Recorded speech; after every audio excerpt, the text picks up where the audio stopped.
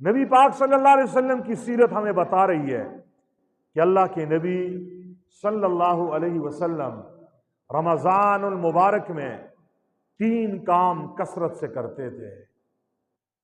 اللہ کے نبی جو پہلا کام کثرت سے کرتے تھے، جس میں اضافہ کر دیتے تھے، وہ کام کیا تھا؟ حضور کی عبادت میں اضافہ ہو جاتا تھا۔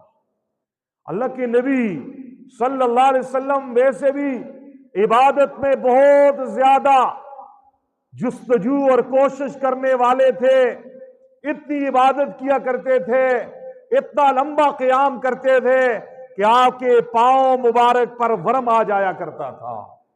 حضرت عائشہ نے فرمایا اللہ کے نبی آپ تو بخشے بخشائے ہیں، پھر اس قدر اپنے آپ کو کیوں مشقت میں ڈال رہے ہیں؟ اللہ کے نبی نے فرمایا عائشہ افلا اکون عبدا شکورا، کہ میں اپنے اللہ کا شکر گزار بندہ نہ بنوں جس نے یتیم کو امام الانبیاء بنایا، میرے سر پہ نبوت کا تاج سجا لیا۔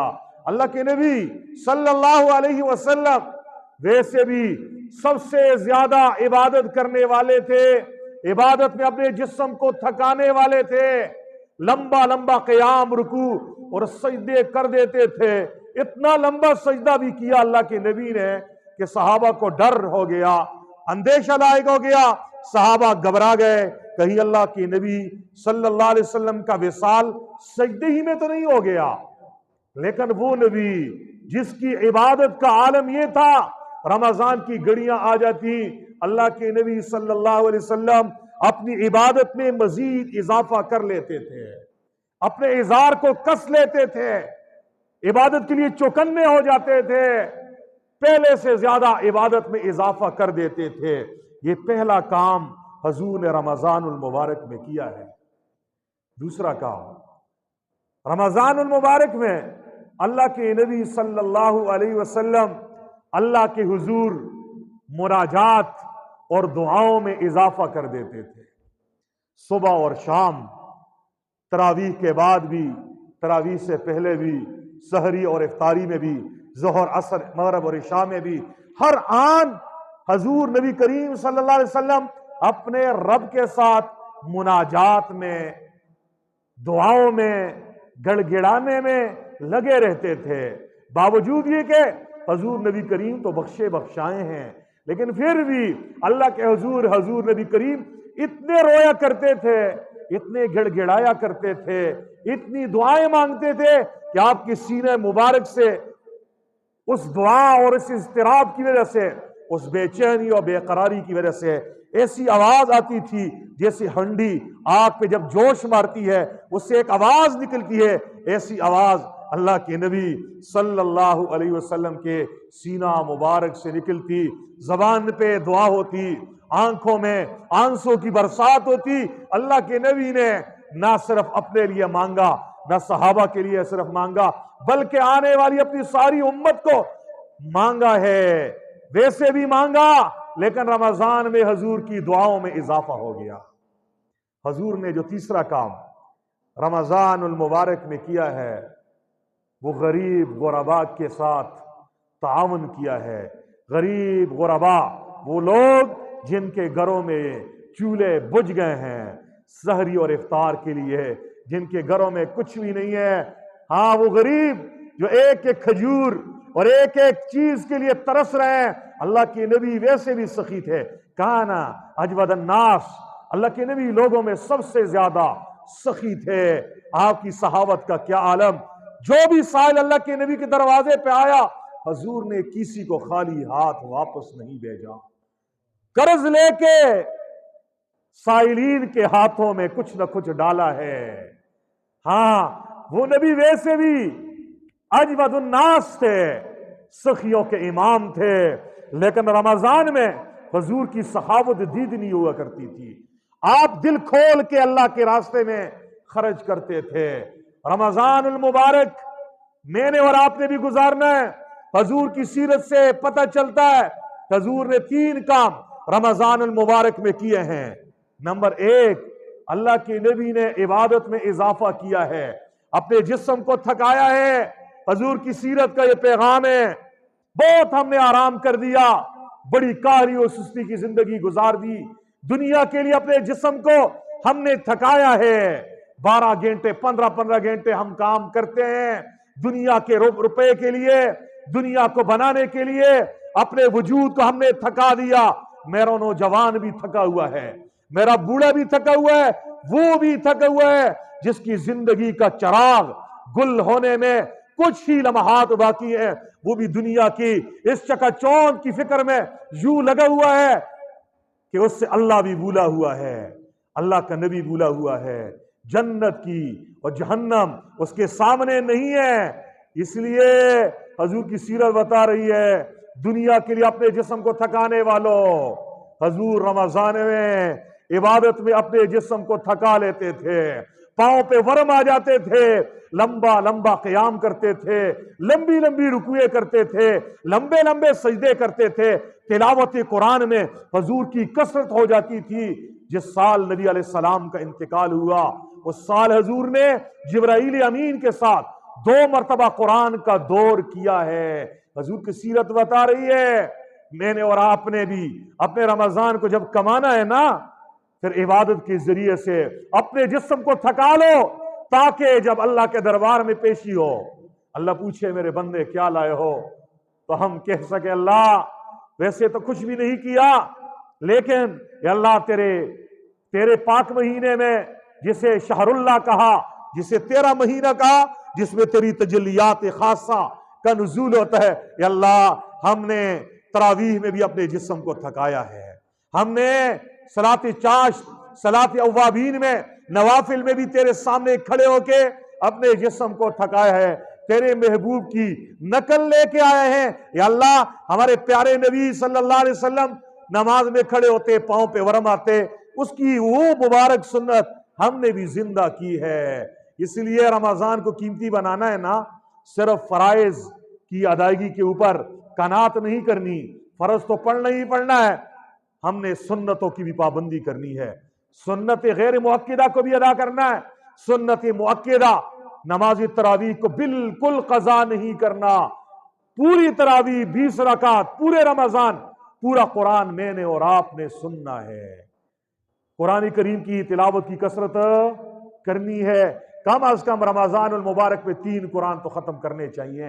हाँ, इसके अलावा दीगर इबादात जो है उनमें भी हमने बढ़ चढ़ कर हिस्सा लेना है, इबादात में मुकाबला करना है, एक दूसरे के साथ कंपटीशन करनी है।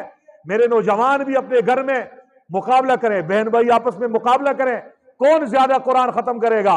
माँ बाप भी एक काम करें, बच्चों के लिए इनाम का ऐलान कर दें, कौन सा बच्चा ज्यादा कुरान खत्म करेगा उसको मैं इनाम में ये दूंगा, जो सेकंड पे आएगा उससे ये मिलेगा, जो थर्ड पे आएगा उससे ये मिलेगा। बच्चे मुकाबला करेंगे, उन्हें आप शौक दिलाएंगे, इंशाअल्लाह आपकी बच्चे मुस्तकबिल में वली बन जाएंगे। आज अफसोस से कहना पड़ता है, मेरा बच्चा अगर फर्स्ट पोजीशन स्कूल में ले, कॉलेज में ले, यूनिवर्सिटी में ले, हम बड़े कीमती इनामात तो देते हैं, लेकिन ना हमारे दिल में अल्लाह की मोहब्बत, ना ही बच्चों के दिल में अल्लाह की मोहब्बत पैदा करने की फिक्र है। इसलिए ये वाले मुकाबले नजर नहीं आ रहे। खुद भी नेकियों के हरीस बन जाओ, इबादात की कसरत करो, जिक्र अस्कार तिलावत इसकी कसरत कर दो, दरूद पाक की कसरत कर दो, एक दूसरे से इन कामों में मुकाबला मैंने और आपने करना है। हजूर की सीरत बता रही है, हजूर ने इस महीने में ज्यादा दुआएं मांगी हैं। मैं और आप कितनी दुआएं मांगते हैं? हम तो बख्शे हुए हैं ना, इसलिए हम तो दुआ मांगते ही नहीं है। दुआ इबादत का मगज है, हम दुआ मांगते नहीं है, और जो मांगते हैं वो भी दुआ मांगते नहीं है, पढ़ते हैं। दुआ पढ़ी नहीं जाती, दुआ मांगी जाती है।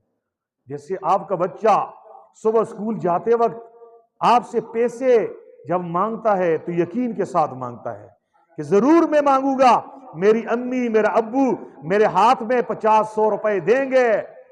अल्लाह जो 70 में अरबान माओं से ज्यादा प्यार करने वाला है, उससे मैंने और आपने रमजान में मांगना है, मुनाजात करनी है, सरगोशियां करनी है, छुप छुप के अपने प्यारे महबूब रब से बातें करनी है, अपना खट्टा चट्ठा सारा कुछ अल्लाह को सुनाना है।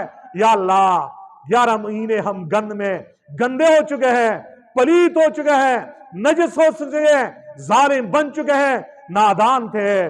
یا اللہ بچہ جب گندا ہو جاتا ہے ماں اسے صاف کرتی ہے، یا اللہ آپ تو 70 مہربان ماں اسے زیادہ پیار کرنے والے ہمارے گندے وجود کو یا اللہ پاک کر دیجئے۔ اس لیے ربنا ظلمنا انفسنا وَإِن لَمْ تَغْفِرْ لَنَا وَتَرْحَمْنَا، یہ دعا آپ نے اور میں نے کثرت سے مانگنی ہے۔ لا الہ الا انت سبحانک انی کنت من الظالمین، یہ صدا لگانی ہے۔ رب اغفر وارحم وانت خیر الراحمین، یہ دعائیں ہمیں نے اور آپ نے مانگنی ہے، پشتو میں، ہندکو میں، گوجری میں، اپنی اپنی زبانوں میں اپنے اللہ کو اپنے دل کا دکھڑا سنانا ہے۔ ہاں، اپنا سابقہ کھاتے کو صاف کرنا ہے، اللہ سے اپنے رشتے کو، تعلق کو جوڑنا ہے۔ یہ کام کر دیا، خدا کی قسم رمضان ہم نے کما لیا۔ تیسرا کام جو اللہ کی نبی نے کیا ہے، میں نے اور آپ نے بھی کرنا ہے۔ اللہ کے نبی سخی تھے، ہم سخی نبی کے امتی ہیں۔ ہمارے اندر سخاوت ہونی چاہیے۔ سخاوت ایمان کی نشانی ہے۔ جس میں ایمان ہوگا اس میں سخاوت ہوگی، جس میں ایمان کی کمی ہوگی اس میں سخاوت کی کمی ہوگی، وہ بخیل ہوگا۔ مومن بخیل نہیں ہوتا، منافق بخیل ہوتا ہے۔ وہ مومن نہیں ہے جو اپنے پڑوس میں دیکھے، اپنے رشتہ داری میں دیکھے کہ لوگ پیاسے ہیں، لوگ بھوکے ہیں، پہننے کے لیے کپڑے نہیں ہیں، ہاں جی کھانے کے لیے کچھ نہیں ہے، سحری افطاری کا سامان نہیں ہے، ان کے معصوم بچے روکی سوکی کھا کر گزارا کر رہے ہیں، کوئی قرضوں کے بوجھ تلے دبا ہے۔ میں ایسے سفید پوشوں کو جانتا ہوں، خدا کی قسم ان کے کپڑے تو بڑے سفید ہیں، ہاں ظاہر کے لحاظ سے بڑے ہی وہ مالدار نظر آ رہے ہیں، دل کے واقعی مالدار ہیں، لیکن ان کے گھروں میں سحری افطاری کے لیے کچھ نہیں ہے۔ کیا محبوب پیغمبر کی سیرت کا یہ پیغام نہیں ہے؟ میرے پاک پیغمبر نے رمضان میں دل کھول کے اللہ کے راستے میں خرچ کیا ہے۔ ہاں میرے پیغمبر کے گھرانے نے، علی المرتضیٰ نے، حضرت فاطمہ نے، حضرات حسنین کریمین نے دل کھول کے اللہ کے راستے میں خرچ کیا ہے۔ یوں خرچ کیا ہے، رمضان کا مہینہ آتا ہے، شیر خدا کے گھر میں خاتون جنت افطاری کے لیے روٹی پکا رہی ہے، غربت کا زمانہ ہے، ایک ایک روٹی ہر آدمی کے حصے میں آتی ہے۔ حضرت فاطمہ نے ایک روٹی پکا لی، اتنے میں دروازے پہ دستک ہوتی ہے، بیکاری بھیک مانگتا ہے، بھوکا ہوں، روزے دار ہوں، کھانے کے لیے کچھ نہیں ہے، مجھے کچھ دے دو۔ حضرت فاطمہ نے اپنے جگر گوشے کو بھیجا، حسن جاؤ میرے حصے کی روٹی اس غریب کو دے دو تاکہ یہ افطاری کر لے، محمد کی بیٹی پانی پہ افطار کر کے گزارا کر لے گی۔